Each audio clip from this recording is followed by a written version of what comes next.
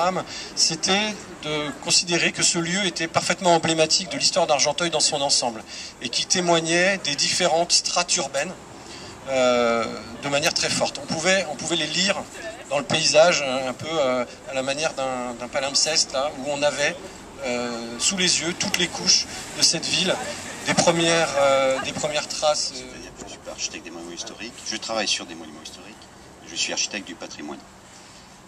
J'ai fait la même école de formation que les architectes en chef des monuments historiques, tout simplement. Alors, la ville donc, a lancé un concours assez ambitieux sur son patrimoine et son espace public.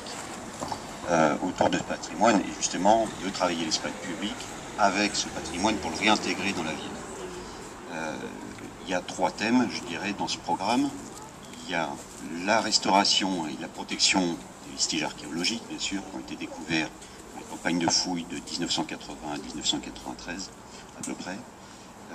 Il y a la requalification des espaces publics dans un périmètre que je ciblerai, que je délimiterai par la rue Notre-Dame, la rue du 8 mai 45, la rue de l'Évêque et la rue du 8 mai 45, oui je l'ai dit déjà, je n'ai pas oublié, très bien, autour de la tannerie qui vient d'être évoquée. Le rapport entre l'espace public et un jardin public qui va être créé sur le site de l'ancienne ville. Voilà, donc un lien entre patrimoine et espace public de la ville. Alors j'en profite pour qu'on soit tout près de la chapelle, pour expliquer un petit peu les grandes lignes du projet. Alors je ne suis pas urbaniste, je suis architecte. Ça nous a permis de revoir un peu la trame urbaine, c'est-à-dire le tracé des voies anciennes qui ont formé l'origine d'Argenteuil, le tissu ancien d'Argenteuil. Donc par exemple, il reste, vous voyez, seule cette petite maison enduite, là, avec son pignon, sur cette zone, hein, qui était très, très restructurée à partir des années 60. Donc, un des principales... je vais énumérer un petit peu quelques grandes intentions du projet. Ici, on propose de faire un plateau zone 30 en partant de la rue Notre-Dame, la rue du 8 mai 45 et ce carrefour autour de la chapelle Saint-Jean. L'idée, c'est de contrôler un peu le flux de la circulation et de redonner aux piétons son confort, ses trajets. Voilà, et de réintégrer le monument, hein, cette chapelle est classée monument historique, de réintégrer le monument dans l'espace public. Donc il y a un travail de nivellement, je dirais, hein, tout autour de la chapelle, mais aussi en rapport avec les voies de circulation. Donc ça c'est un grand sujet. On a profité de ce projet pour dire que cette chapelle qui a été restaurée dans les années 80-85 méritait qu'on continue à l'entretenir et à la mettre en valeur, alors par l'éclairage, par des sols, par un nivellement plus continu entre le trottoir et le monument lui-même, et la réfection, vous voyez, de l'escalier ici qui a à peu près 25 ans, les dessertes, pour les infrastructures. Je profite de cet endroit pour dire que le projet voilà, se prolonge par ce jardin public qui sera créé sur l'ancien site industriel de Baie-Kornberger, une sorte de redans maçonné avec une grille, et ce dispositif permettra de faire un lien justement entre la chapelle et les vestiges de l'abbaye. L'abbatiale, d'ailleurs, j'en profite de cet instant pour dire que l'abbatiale, son chevet se situe au-delà du mur blanc là, mitoyen qu'on voit, et se prolonger jusqu'à la rue des Saints-Pères, ou la rue du...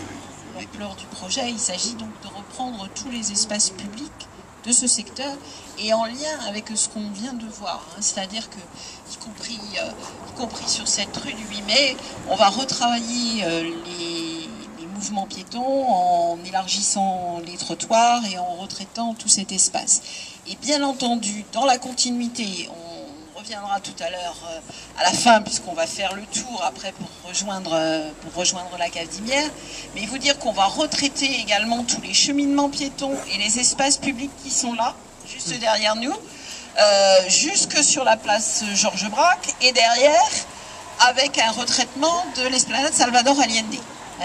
Donc voilà, c'est vraiment une réflexion complète sur l'ensemble des espaces publics de ce secteur. Parce que quand on parlait du jardin des Saints-Pères, il n'y a que nous qui l'appelons encore comme ça, parce que on ne peut pas appeler ça vraiment un jardin au jour d'aujourd'hui dans l'état où il est. Et vous dire aussi que les travaux qui sont juste à côté sont pour l'ouverture d'un nouvel équipement public, puisque à cet endroit, on va installer la Maison des Femmes, qui va être un accueil pour le public féminin sur les droits, sur les informations, toutes les problématiques liées à ça. Voilà. Ce vestige ancien a pu être conservé à travers le temps, tout simplement puisque elle a été vendue par l'Église il y a bien longtemps et elle était prise dans le bâti ancien. Donc il faut imaginer qu'elle était en continuité, insérée dans le bâti ancien. Donc ce bâti était sur la rue, un petit peu préparé. Et effectivement, il y avait la logique puisque le chai municipal est installé, vous le savez, peut-être au sous-sol du bâtiment. Là, mais M. Corde rentrera dans les détails tout à l'heure. L'idée était de profiter de la rénovation du bâtiment pour lui donner une véritable ampleur et un véritable statut. Puisque l'ancien chai de la ville, alors n'était pas au même endroit, mais très proche, puisqu'il était de l'autre côté de là. Voilà, on va aller sur le... Pourquoi personne n'en profite? Parce que c'est fermé et qu'on va en faire un. Moi, je suis jamais allé ici. Moi, je suis allé ici.